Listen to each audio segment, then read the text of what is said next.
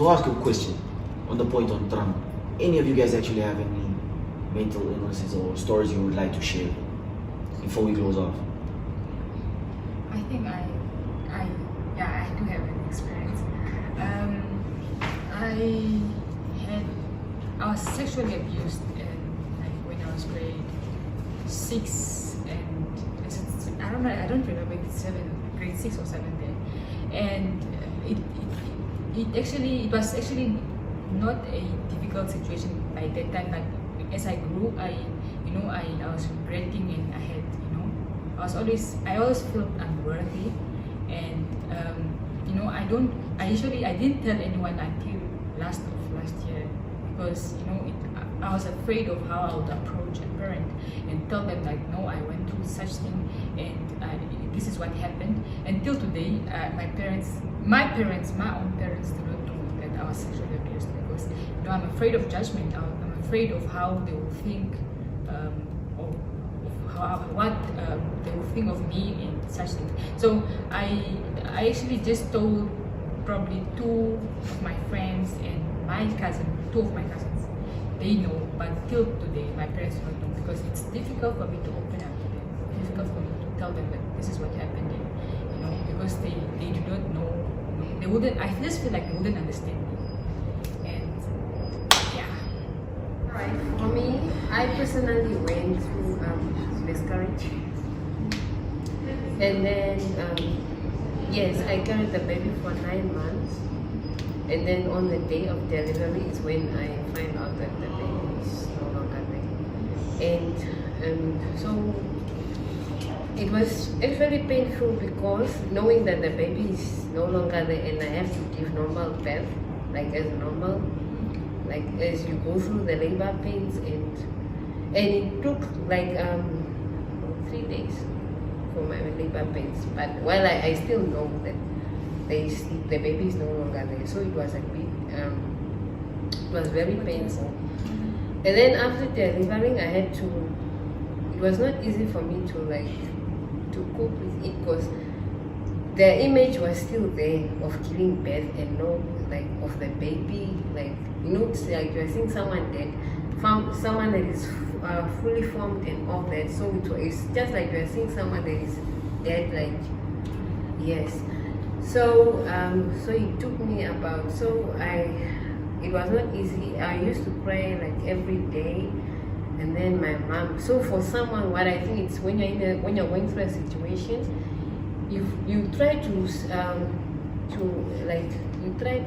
how should I say?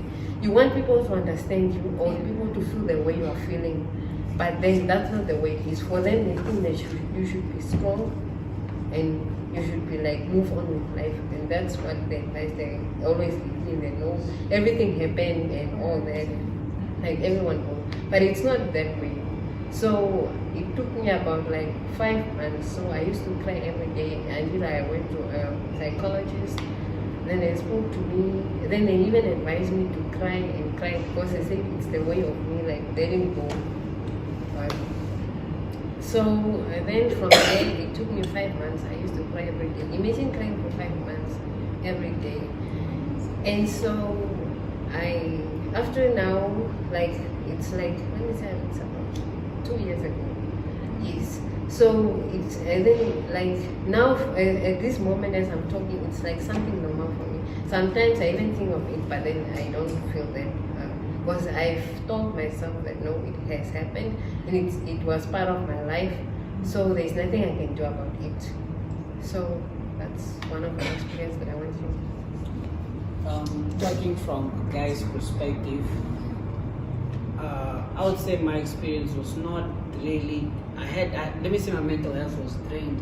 School the books were humbling. The social life was a bit extreme, and finances were getting out of hand. Then my mental health kind of became a little poor.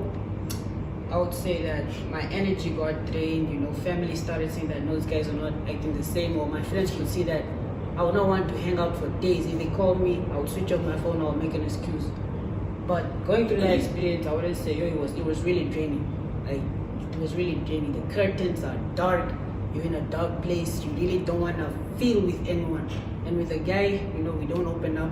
We strictly just keep all our emotions in, bottle it up, and then just let it sink in. And that became a little bit too much. You know, it was really tough. But with my coping mechanism was taking a break from life, you know, just going out, going to nature, sit down with yourself, not really having your phone, not being distracted by anyone. That really helped me a lot, especially with my experience. So yeah. I would say in my life, I probably went through 2 traumatic events that happened like after each other. So at a very young age, I would say I was an only child for a few years, and okay, I had my mother, but then she was also in some relationship with my father, and he would abuse her, and I would be the one wiping off my mother's tears.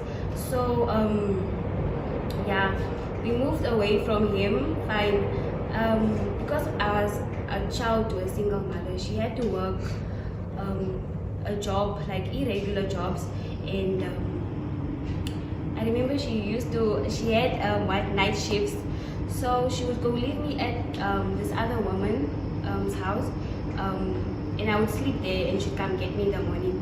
So the woman that I would get left at, her son, how do you say physically? I don't know. Yeah, I would say molested me, and I was like very young, so it was like, okay, what's happening? Like, I don't actually get it. So, and I'm not really a person that doesn't say, okay, this and this happened. But after that, I would say I became more reserved. I've only told 2 people about it, about those events, and that was my grandfather. It's no longer living, and a friend of mine. And I've only really spoken about this in 2019. So I would say it had a very negative effect on me.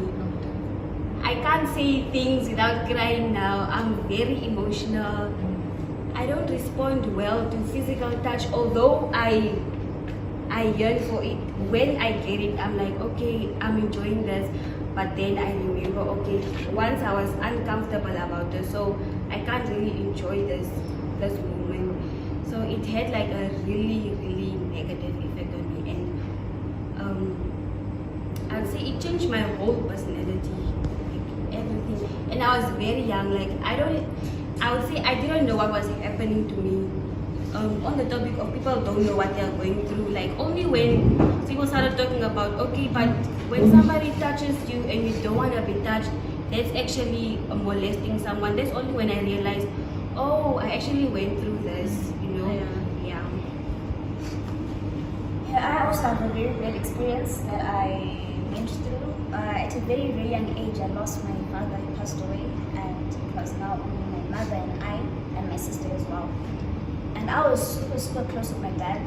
That it really took a huge toll in my life. His death really made a difference in my life, because I was just a kid. I think I was only like 12 years old. And so I was old enough to like see what was happening, you know. And I remember I was by his deathbed when he died, and that really haunted me for a lot of years, and I kept that pain within me for such a long time, until I actually talked to my mother about it just a few years back. I had to tell her, like, I'm not okay, because I used to cry. I used to be a mess, really. And then I used to talk to him, and then I talked to my mother about it, and then she found out that we actually had similar things that were going through in our lives, and comforted each other. She really gave me a shoulder to cry on, talked about it, and yeah. So I am actually living proof that talking to someone really does help, guys. So reach out to anyone, talk to anyone. If you have anything burning to talk about, talk to someone, because you never know how that will have an impact in your life. And I also realize that life has so much to offer than just pain and suffering. So embrace it whilst you still can. And when you need someone to talk to, you can just call RAKS. Number is 7257. And my advice to everyone is maybe take care of our minds just as we take care of our physical bodies. For our physical health and our mental health is just as equally important. If you're not comfortable talking about it, you can also just write it down. Some people have released good books because of personal experiences, some poems. So it's also good writing. If you're not comfortable talking about it verbally, but communicating through through paper. And also don't forget about God. I think having a conversation with God is also important. It will make your life much more easier. From us, RAKS, we would wish you guys a good day, a good night, and a good year. Please. Take care of your mental health.